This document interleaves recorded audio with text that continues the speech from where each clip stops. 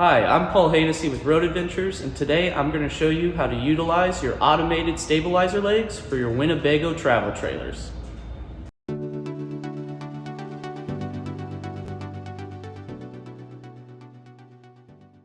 Your automated stabilizer leg controls are located either on the driver or passenger sides at the front and rear corners, looking like these two buttons. The controls will have two buttons, one to extend and one to retract. Simply hold extend and the leg will start extending.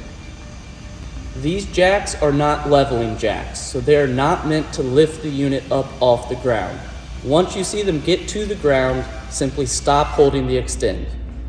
While you are setting up camp, these are the last things to be put down, and while you're taking down camp, they are the first things to bring up.